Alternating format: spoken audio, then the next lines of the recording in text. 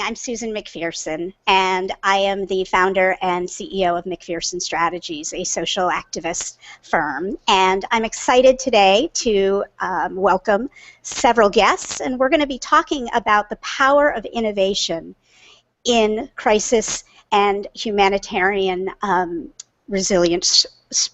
And I'm going to just turn it over and introduce our guests after sharing that wonderful video. We have Ron Garan, who is a retired NASA astronaut and humanitarian. We also have Brendan McDonald. Brendan is a UN aid worker engaged in humanitarian action. And then we have Mahsa Jafari, and Mahsa is the Thematic Coordinator for Innovation for the upcoming World Humanitarian Summit. Now, for those of you who are joining us today, the hashtag for all day is Share Humanity. But if you'd like to send us questions or if you'd like to add your thoughts to the conversation, please tweet to plus SocialGood, and that's PLUS _ at SocialGood. Plus SocialGood is the handle. Again, Share Humanity is the hashtag. So I'm going to first open it up and just make sure, if you didn't get a chance to see the video that we played at the beginning, go back and see it, and we'll share the URL so that you can watch it. But let's start with Brendan. Since we're discussing the power of technology and social media, let's jump off with a little background on this Google Hangout. As a UN aid worker involved in humanitarian action, can you share some of the thinking behind this exciting Share Humanity campaign and what it's all about? Thanks, Susan. Share Humanity campaign is first and foremost about World Humanitarian Day, which every year falls on the 19th of August, which commemorates the bombing of the Canal Hotel in Baghdad, which killed 22 humanitarian aid workers. So it's a day primarily where we focus on those affected by crisis and those who've lost their lives. So since 2000, over 3,000 aid workers have been killed, wounded, or kidnapped. But at the same time, it's a day to celebrate the spirit that inspires humanitarian work around the world. So Share Humanity campaign is about using the power of social media and the internet to unite the global community from every corner of the world, from every strata of society, to unite around themes of solidarity against conflict and suffering that takes place in humanitarian emergencies. Thank you, Ron. You've seen it firsthand. So just a reminder, everyone, the hashtag is Share Humanity, and if you want to ask questions of our guests, please just tweet to plus SocialGood. Next question, Ron, as a retired NASA astronaut, and I just have to say, I always wanted to be an astronaut when I was a little girl, but I realized I had to study physics and I was no good, so I became a gymnast instead, because I wanted to float. That was the reason. Anyhow, back to business at hand. As a retired NASA astronaut, you know quite a bit about innovation and certainly collaboration. It seems in the social good space, there's a lot of people who want to help, but for some reason or another, we as individuals and organizations haven't figured out how to play in the sandbox together. How can technology tools better enable collaborative, efficient, and meaningful action in the face, certainly, of humanitarian crises that we're seeing all over the world? Yeah, I think that there's a tremendous place for technology, especially those type of technologies like social media that connect people, and they can connect people that have needs with resources. But in a crisis response, it's great to use that type of technology for first responders to figure out where the most vulnerable citizens are. But I think one of the issues with that is, we have 5 billion people on the planet that aren't connected to the global conversation. Because they're not connected to the internet. And when you zoom out to what I call the orbital perspective, we see that the internet has become like the nerve center of Spaceship Earth, and it has the capability to align discrete points of innovation, discrete points of aid and resources into unified action. And so I think one of the things, not just in a crisis response, but in any humanitarian situation, I think what we'll find when we have those 5 billion problem-solving creative minds join the global conversation, which we are in the process of doing, I think we're going to find solutions that we never dreamed of coming from places that we never heard of.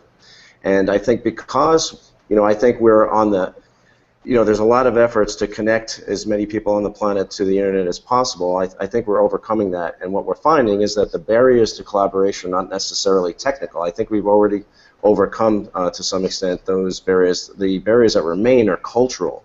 And those primarily revolve around reluctance to share data, to share information, even in a crisis situation. Mm-hmm. And I think one of the big ways that we can address that and hopefully counter that is to have the funding organizations, because this is for the most part a donor-based environment, and some organizations feel maybe a little bit of a competitive nature because they're competing for limited donor dollars. I think if we get the funding organizations on board that say, before our organization will fund your project, you have to agree to a certain level of transparency, openness, and be able to share at least this much amount of data with the other people that are trying to accomplish the same thing and solve the same problem. So I think that would be a big step in the right direction.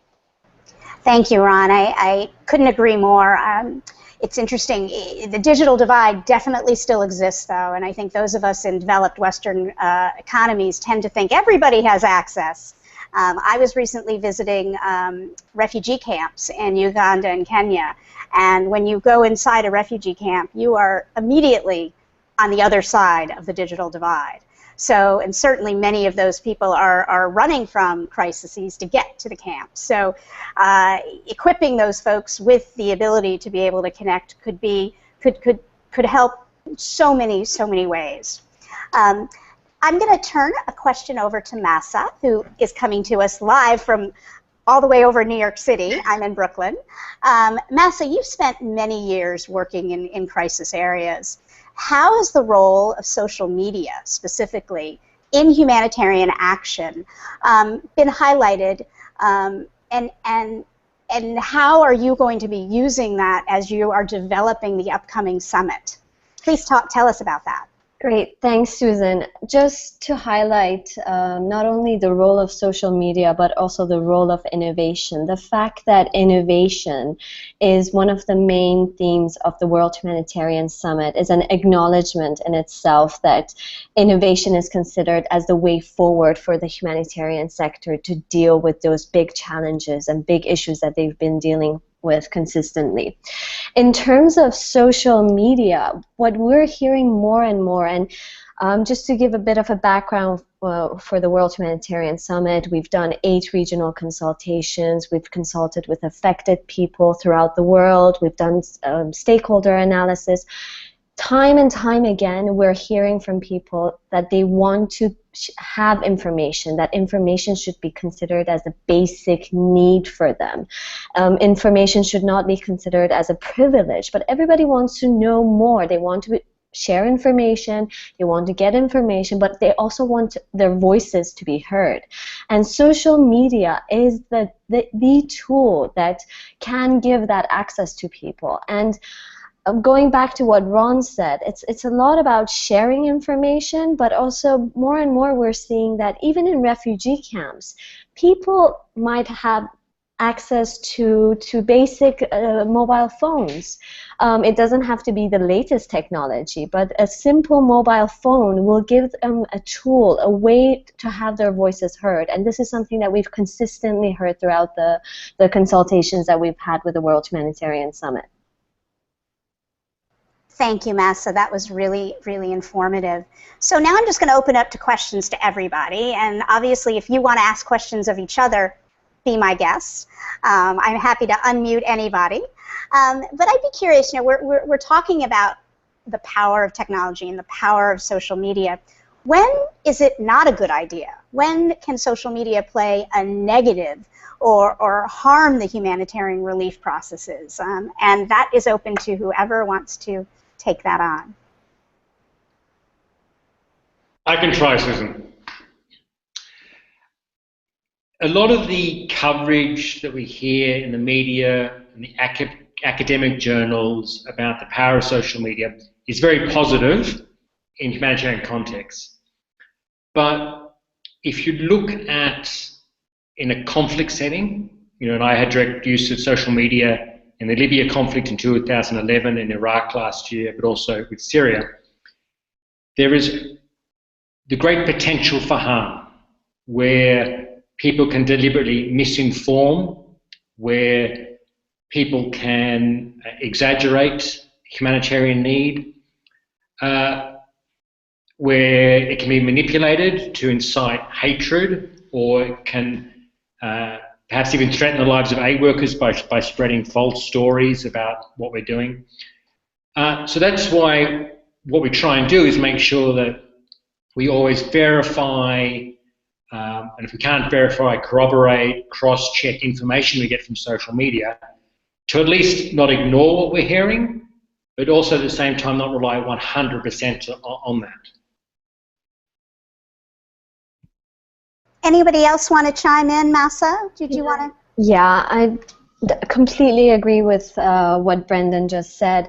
Just to add something, I think there's issues of privacy and the fact that in the humanitarian sector, I find that we haven't yet come up with the necessary standards as to how do we ensure the security of data? How do we ensure that people's privacies are taken into account and that we don't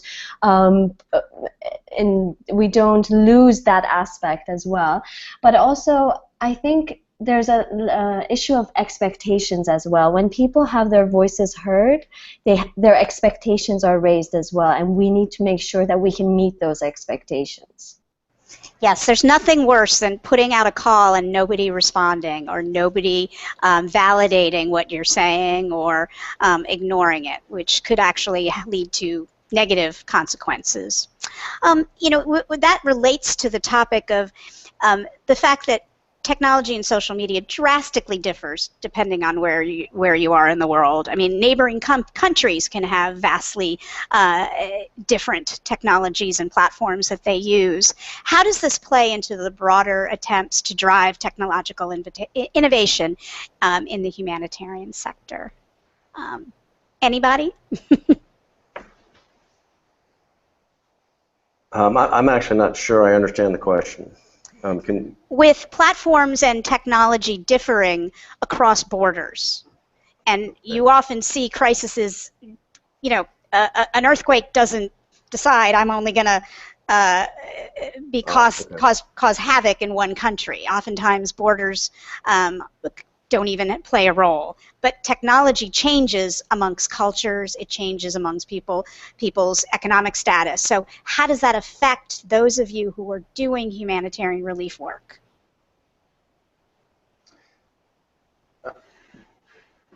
Well, we can skip it if nobody... Yeah.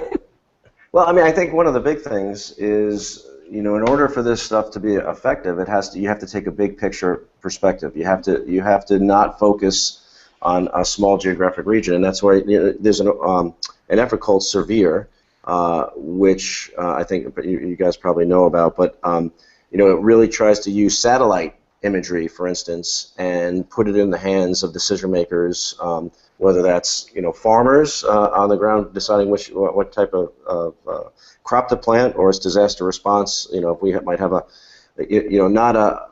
maybe we have a mini crisis, right, where it's not getting international news, but there's a big mudslide somewhere that's a pretty big deal in the area that it's in, that crosses borders, like you say. That these things don't recognize those borders, and if we're able to use the big picture imagery that we get, not just imagery but the data from space-based assets across the whole region, I think things become clearer. We tend to put blinders on and be very focused on what's happening right in front of us, not seeing the implications across a much larger geographic area. Sure, and that is a perfect example of innovation and collaboration, which is part of what we're discussing today. Brendan, did you want to add anything? Yeah, I think if you look at particularly the Middle East, and if you think about the Syrian conflict, that is the biggest driver of humanitarian needs, and also migration, asylum seeker issues in Europe and elsewhere. The the use of media generally, as well as social media, does vary considerably. There's great distrust of the traditional media enterprise, so print media, radio, television. It's very sectarian, very politically biased, and it's hard for people to identify what is neutral and impartial. And unlike myself and I guess maybe Ron and others, where maybe the dominant platform we use is Twitter, certainly in Iraq and Syria, the dominant platform is Facebook. And of course it's in Arabic. So for humanitarians responding, one of the challenges, of course, is how do you access that information? Now that's great in terms of sharing information on a topic, but if people who are communicating with Facebook on a particular issue are ill-informed or not exposed to the facts, that can lead to great misunderstanding on a whole range of issues. Another aspect as well that we see is the issue of gender. So if a family is displaced in Iraq, father, mother, children, maybe grandparents, and maybe there is only one phone, which might mean the mother or the wife doesn't have access to the same level of information because the primary breadwinner may have control of the phone. So these are sorts of the issues we have to think about when we talk about technology and social media and how it might change between cultures and countries. And be cognizant of it. Just a quick commercial, the hashtag for this, for all of today and today's celebration of World Humanitarian Day is Share Humanity. And if you want to send any questions or comments to our guests, you can tweet to +SocialGood. Next question. There isn't a shortage of ideas out there. I mean, everybody can have, pardon my language, a brain, you know what, and come up with an idea. But those of you who are working in this sector, how do you encourage adoption? Okay, because if one relief organization or one UN agency decides to adopt a particular technology or platform or innovative solution, if the others that the organization is playing with is not using that solution, you can run into trouble or challenges. So how do we encourage adoption? That's $1 million question, I think. That's why I asked it. Can I take a stab at this? Please do, Mahsa, please. I think there's different elements to this. I think there's an element of information sharing, just to know what is out there, what are some of the good ideas out there, what are some of the best practices out there. We're still not good at that in the humanitarian sector. We need to become better. But I think there's an element of the donors demanding it from us and also saying, well, I know of this best practice that has happened, let's say, in Iraq. Why are you trying to invent something new? Why aren't you collaborating more on these issues? Why are you not scaling up what is already out there rather than always trying to come up with something new? I think there's a lot of good ideas out there. It's just that we haven't scaled them up. Yeah, and I think that's a really good point, that there tends to be this overemphasis on the new and shiny thing versus what's been working for a while. And again, I think that's because that the donors are demanding that they want to see the new stuff being put in, and they want to see these new tools being used. But there's not as much emphasis, or certainly sufficient emphasis on making sure that the things that are being used are being maintained, are still providing what they said they promised to provide.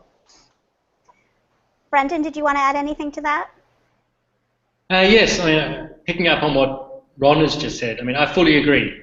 There's so much potential in the humanitarian system to improve the efficiency and effectiveness of what we do simply by improving on what we're currently doing, right? So even in any business, any enterprise, just by looking at the way you do your business and how you operate, you should be able to find a smarter way of doing it. But I think the other thing too, which Mahsa touched on, with the World Humanitarian Summit coming up, and over the last couple of years, a lot more UN agencies and NGOs have got a lot more serious about innovation. So, for example, UNHCR Innovation Unit, UNICEF Innovate, UNDP is taking this on board. So they're trying to find what is that good idea, can it be replicated, and how do you mainstream it into the organisation?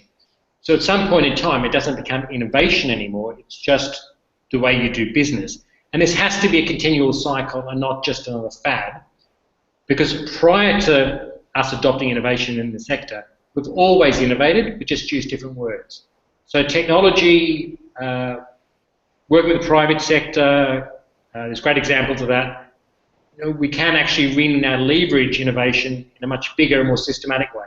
The key, though, is to share. So let's not have a UN agency or a NGO do innovation in a silo.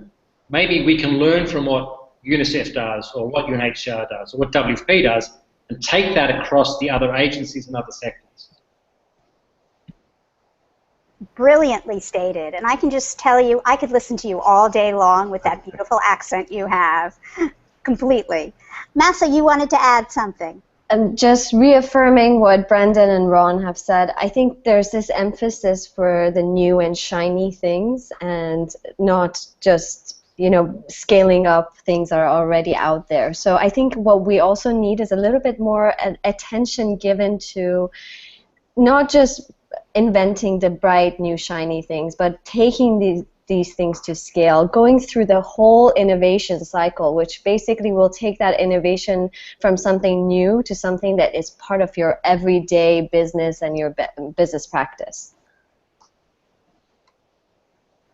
Well said. So each of you, I'd love for you to share one or maybe two examples of where social innovation or social media has played a role in a particular program that you worked on. Ron, understanding you have a very different background than Brendan and Mahsa, but I have to believe that through your career as an astronaut and now the work you're doing to help collaboration, that has come into play. So again, what is a single innovation or social media campaign that transformed a particular humanitarian aid program that you all worked on? Feel free, whoever wants to start. I can try with a theme over a couple of emergencies, perhaps, a trend. When I first started in the aid world, which was in Kosovo in 1999, we did do communications, but it was the old-fashioned way. Posters, I went on television, I held town hall meetings, focus group discussions, and it took weeks and weeks to try and get feedback and to communicate and to educate people we were working with about social assistance in Kosovo. And then fast forward to 2011, where we have the Libyan conflict. And at the time, there's a lot of investment and talking around how social media could inform what we do. So in around July of that year, 2011, we worked with volunteers, crisis mappers, etc., to quickly map out a whole range of social media information on the crisis in Libya. Hospitals being attacked in Benghazi, Misrata, etc. And there was all these hotspots over the map. But very quickly we realised some limitations. One, we couldn't verify it, so that was an issue. Secondly, what could we do with the information? We couldn't access Benghazi, we couldn't access Misrata. So even if you build up a picture that's not verified and probably quite unreliable, there's an expectation which was touched on before about how you do that. And then fast forward to Iraq, where we were actively monitoring certainly Facebook, social media sites, and we were able to quickly hear from the affected communities issues they had, whether it was tents falling down and not working, issues with food distribution, issues with misunderstandings of how money had come to the United Nations through the Kingdom of Saudi Arabia. And very quickly, on a weekly basis, we were able to feed that back into our programming. Say, we're listening to what's being said, adjust our program, adjust our communications. We could have done much better at that, but that couldn't have happened as quickly as it did in Iraq 10 or 15 years ago. So communication is aid. Yeah, Susan, I have an example that's it's not necessarily social media, but it is information technology, and I think, you know, we've highlighted the overemphasis on the new and shiny as a problem, but I think there's also a problem in the lack of rigor of reporting on the efficacy of various programs as well, which means that, you know, that because there is a lack of rigor, you know, at times we have an incomplete or misleading picture of what the situation on the ground is. And I think one of the technology is one of the ways that we can bridge that gap. And so a program that I'm associated with is providing clean water and high efficiency cook stoves to the poorest 30% of the entire country of Rwanda. If it's successful, it'll be, you know, over 2 million people.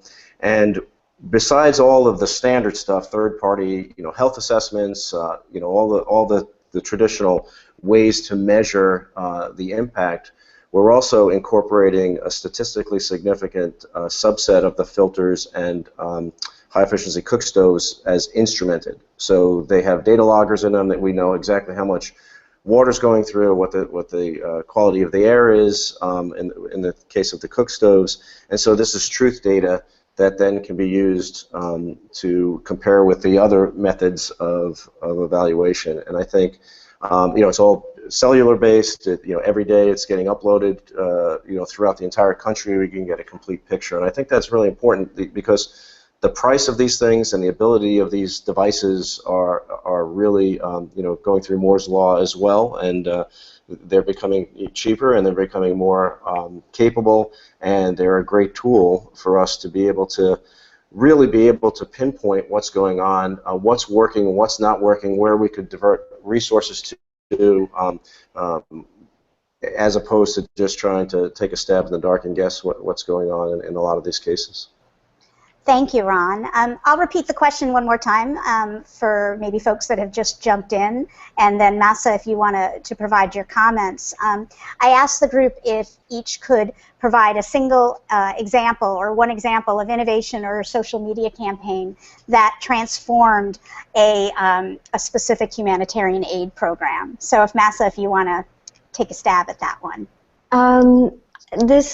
This innovation that I'm going to mention is not one that I've personally been involved in, but I think it's very relevant. I want to mention the U report of UNICEF and how incredible it is that they've taken this innovation, which was a free SMS-based technology, but they were able to use it in the recent Ebola outbreak in Liberia when children didn't have a chance to go to school, didn't have access to information, and using this tool to make sure that children and youth have access to information but also can get their voices heard. What are some of the concerns that they have?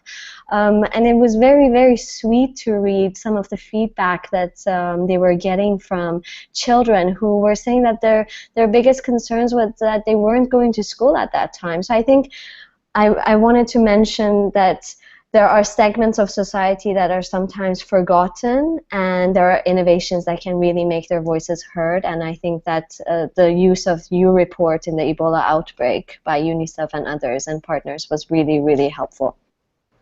Thank you so much, Mahsa.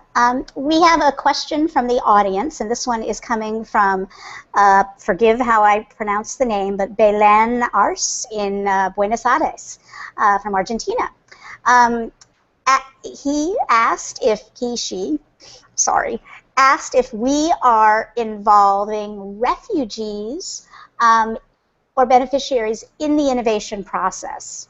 And I would have to turn to Mahsa or Brendan to answer that question. I'm happy to take a first stab at that question.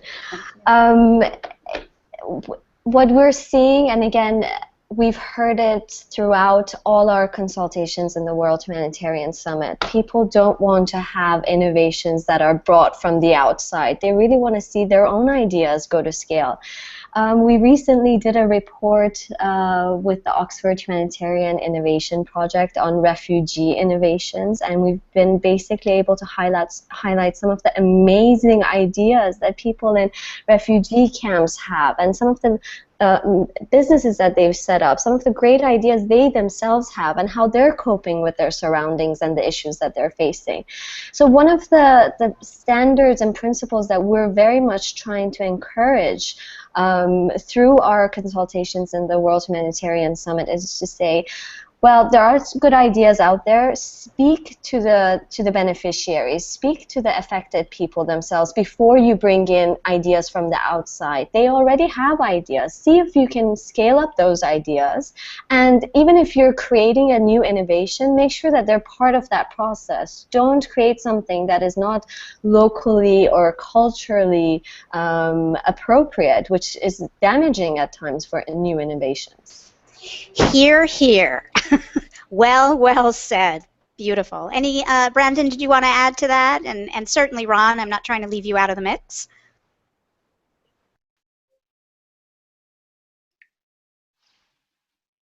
Susan, do you want me to go ahead, or Ron? Yeah, I know. I said, you know, is there anything you want to add? I think there's an inevitable healthy tension that happens. You know, and I'll probably misquote him, but there's an old saying about Henry Ford that if he'd listened to what people wanted, he would have built a faster horse. So there can be great ideas that can come from, you know, private sector, can come from a refugee or an affected person, can come from a Western company, can come from a company from Asia or from the global South. You know, and people might be resistant to that. So I think the second part of Mahsa's comment was essential in that if you are introducing something new, and this applies in any form of management or society, you sensitize people, you involve them in that process, and if there is resistance to the change, you identify what the resistance is, and often it's nothing to do with the innovation itself. It might be to do with the perceived loss of power or a shifting of power dynamics, or someone no longer benefits in a particular way. So you really have to both look at what's best, and that can come from anywhere, and then you work with the community when you're implementing it to identify how to take it forward.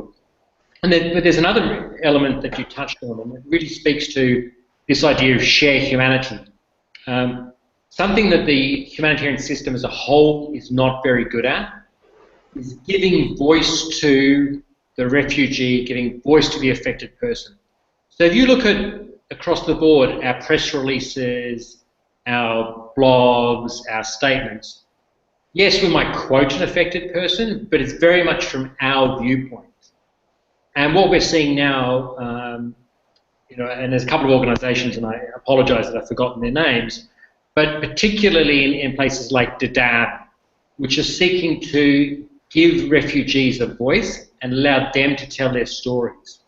And I think that's a bit of a missing gap at the moment in terms of share humanity, and which the campaign is addressing, but as a system we haven't really got on top of. Well, you know, when I joined the board of USA for UNHCR, the first thing I asked is when can I actually go and physically visit a refugee camp? And I visited Kakuma in Kenya and then went to the Kwangali refugee settlement in Uganda.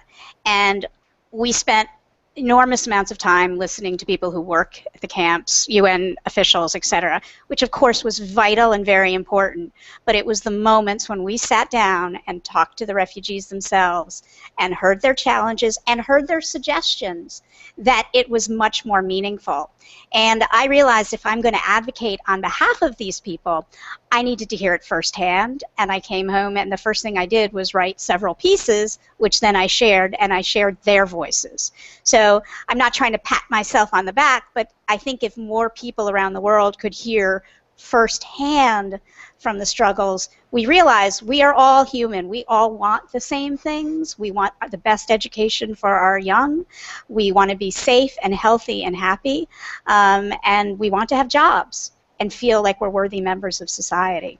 I will get off my soapbox now and see if Ron wanted to add anything to that question, to that discussion. If not, I'll go on to the next question. Yeah, no, sure. I think, you know, to sum up, you know, what I'm hearing, and I certainly agree with, is that the best resource towards innovating towards solving a problem is the insights of those closest to the problem. I mean, that's just common sense right there, and we sometimes don't incorporate those insights as much or as well as we should. But there's another aspect to this, and that comes down to two-way technology transfer. And just to give you an example, there is a lot of NASA technology that is being applied to solving issues, challenges in the developing world. And if we would go into an area and like with an arrogant mindset of here's your solution and drop it in, first of all, that's probably not going to be appropriate technology if we don't incorporate the insights of those closest to the problem. But additionally, what it would also do is we would fail to reap the benefit of the two-way tech transfer. And what I mean by that is, the International Space Station right now has tremendous technology. It's cutting edge, but that technology is not going to get us to Mars. The very same engineering principles that work in some of these situations where things have to be rugged, they have to be maintainable, they have to be not complicated, they have to not require a lot of resupply and effort. Those are the same engineering principles and philosophies that we're going to need when we go to Mars, where we don't have resupply from Earth. And so what we're seeing is a two-way tech transfer where because of the areas have a lot of similarity to, in what we call a hostile environment as far as machinery goes and electronics and everything else, we're seeing a great benefit that's two ways. But it takes a certain level of humility. Oops. I think we're frozen. Are you back with us? Did that go through? Yes. Did I just talk to myself? Yes. Did I just talk to myself for 10 minutes? No, Wow. we it can was hear you. It was profound. You missed the whole thing. Oh. Mahsa, did you want to add anything? If not, I'll go to the next question. No, I just think all the points are very much pertinent, and it's so important, so important to involve people when we're coming up with solutions. Sure, thank you. Reminder, the hashtag of this chat and all day today is Share Humanity to celebrate World Humanitarian Day. And if you'd like to ask any questions for our panel, please just send a tweet to +SocialGood. We're winding down our questions, so we would love to take any questions from the crowd. But I have a personal question for each of you. How do you maintain and make sure you're innovative in everything you do, or at least in your job? Who's going to go first? Come on, Brandon. I do this in a number of ways. I deliberately force myself to listen to new music. Recently experimenting with hip-hop, which is not my favorite type of music. So it gets your brain to think a little bit differently. I try personally to cook different food from a cookbook. So you're always pushing your brain to learn new techniques, new skills. And I think you want feedback mechanism when you cook a new dish. It's perfect. If it tastes bad, it failed. And the other thing I do in my work is try and, as a manager, step back, read, listen, study, because I find that in the frantic pace of humanitarian work, there's so much emphasis on hands-on, respond now, that if you as a manager don't create time for yourself to think and reflect about what's going on around you, you're never really going to be able to innovate and find better.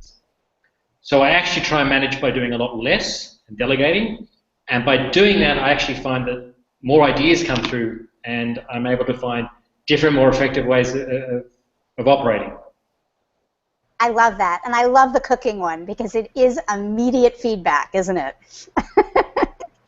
Ron, you want to take it next? Yeah, sure. I mean, I'll take a stab at it. I find that one of the things that helps me in innovation is if I could separate myself from a problem or something that I'm, a challenge that I'm trying to overcome.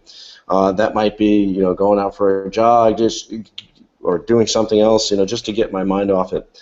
I think that there's also one of the critical things to do is to find a balance between doing things yourself, or there's pieces of the puzzle that have to be carved out by individual people, but there's also, you have to be able to put those pieces together at some point too. And so I think it's really critical to find that balance between the self-work that you do and then the collaborative work that really is the most powerful way to scale an idea, to scale an innovation, is by being open to other inputs, being open to other ideas. And I'm a big proponent of open source, the open data movement, and mass collaborations like hackathons and things like that. And surrounding myself with creative, innovative people, I think, is one of the best ways to bring out the innovation in yourself.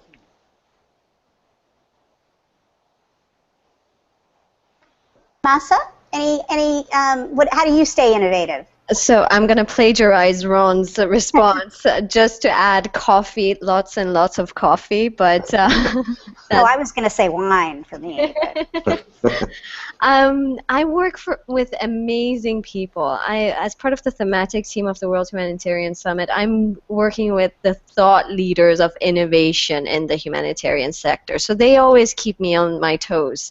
They're always challenging. They're always giving great ideas. So they're very much an inspiration to work with. But also the fact that I'm very much open to new ideas. I'm always looking for new ideas, whether I'm getting it through my Facebook feed, Twitter. I'm always looking for what's a good idea out there that hasn't been given that necessary level of exposure. So, as I said, I'm just plagiarizing what Ron said in a way, but just adding coffee to it. Just being open. What I said was said in the open source spirit, in the open data spirit. Yeah, so exactly. And I think, Mahsa, you put your own spin on it. I will say for me, even though I'm a woman of age, I surround myself with very young friends. Many of my dearest friends are in their 20s and 30s. And it's funny, youth and teens as well, my nieces, they bring a lot of new, fresh ideas that perhaps those of us who get to be of age, we get jaded. So I think that that's really important. Mahsa, would you be so kind to give us some background on the upcoming World Humanitarian Summit? It's coming up in 2016, and I know you're working quite closely on it. Great, yeah. So we've just as I mentioned, we've had 8 regional consultations. So we've consulted with people all around the world. We've consulted with affected people. We've consulted with different actors in humanitarian action. So we've wrapped up our 8 regional consultations, and we're now working towards our global consultation in October in Geneva, which, again, it's another milestone in everything that will lead up to the summit itself in May 2016 in Istanbul. So lots happening. I think we should recreate this panel so we can all go to Istanbul. We just received a question from Uganda, and I have to just say I am still always amazed when this technology works. The fact that somebody is tweeting to us from Uganda just all the way in Brooklyn makes my day.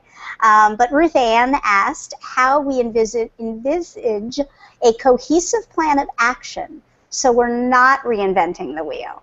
How do we make sure we're not essentially repeating old mistakes?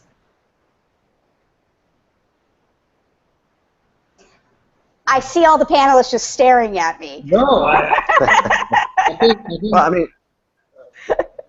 think Ruth has asked a great question. Yeah. We don't want to step on each other. Exactly, as we are stepping on each other. But Brendan, how do you make sure that when bad habits have happened, that we do away with them? Unfortunately, and I think this purely comes, and I'm sure, I think it's pretty much more dangerous with Ron's previous occupation.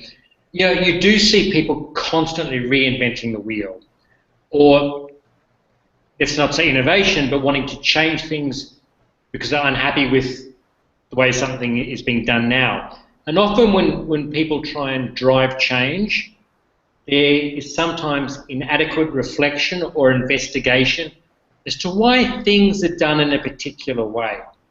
And because quite often there's a turnover in the humanitarian field, particularly in crisis situations, that, you know, I see lessons repeated again and again that we talked about 10 years ago or 15 years ago even, which gets very frustrating.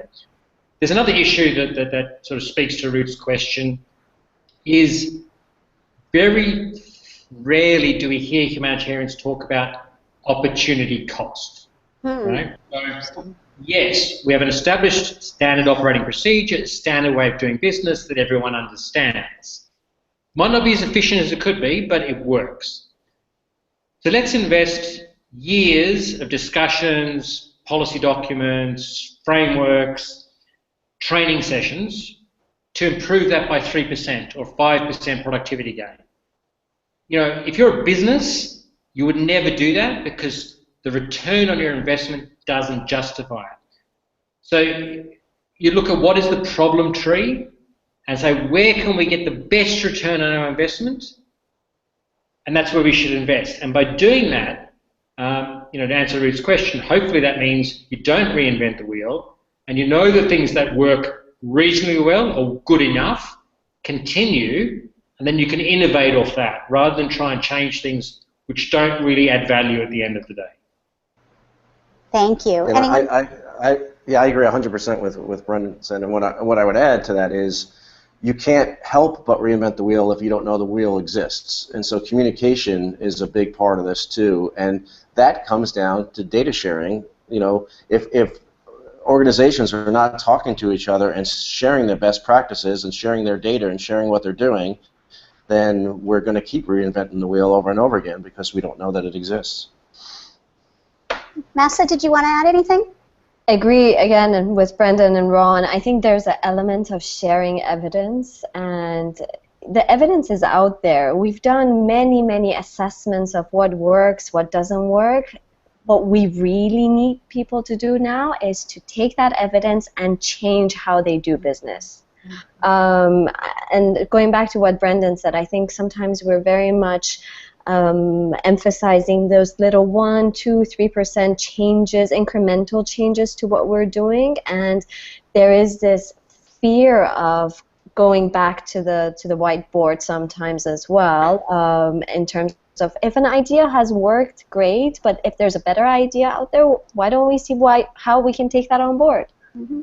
I think it's really important to admit failure too, and not be afraid to admit failure. You know, I think as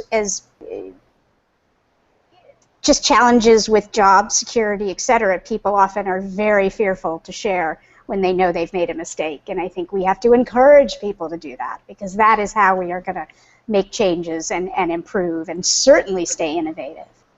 Well, you know, the other critical point that Brendan brought up was bureaucratic inertia.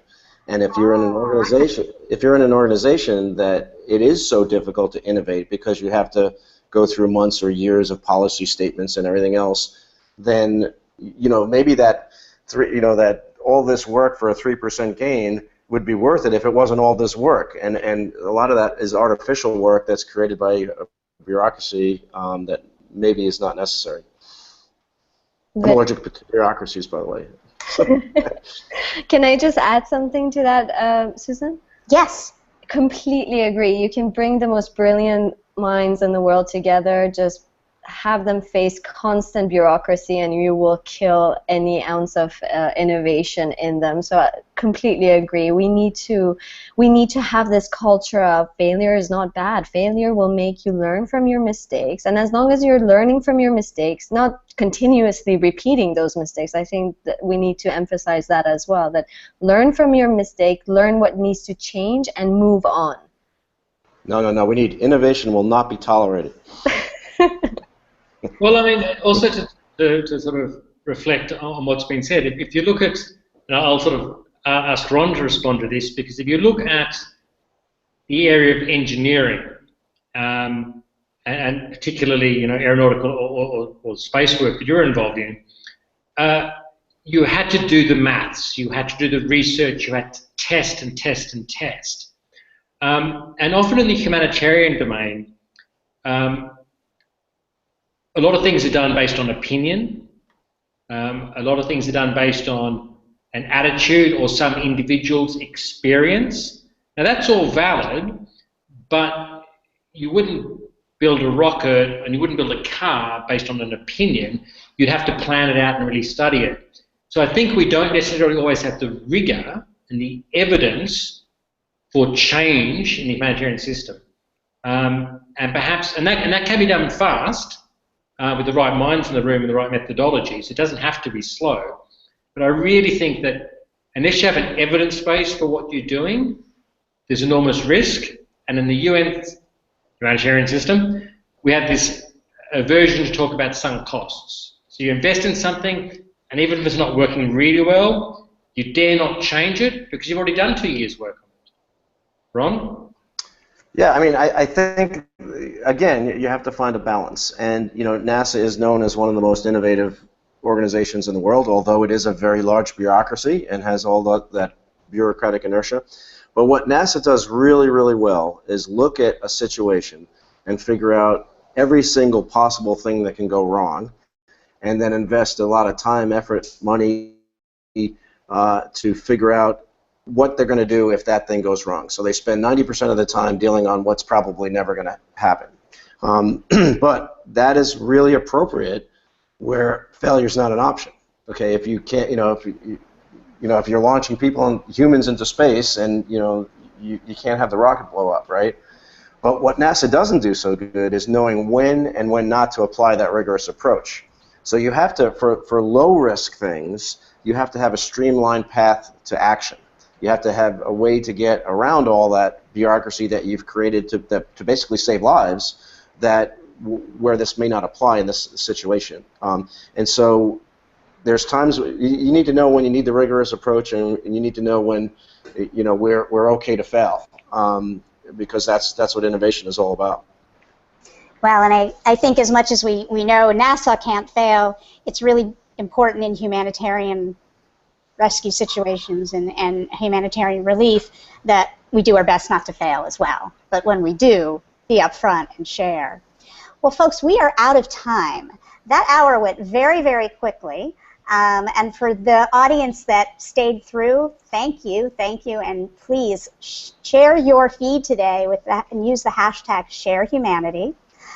Be watching over the next few months for updates and information on the upcoming World Humanitarian Summit, which is taking place in the spring of 2016 in Istanbul, Turkey.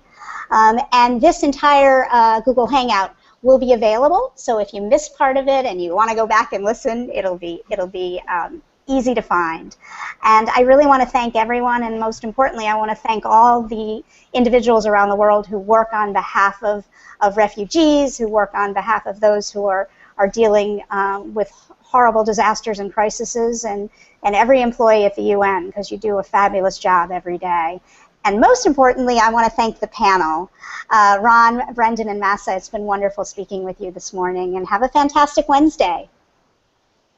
You too, Susan. Thank you. Bye. Bye.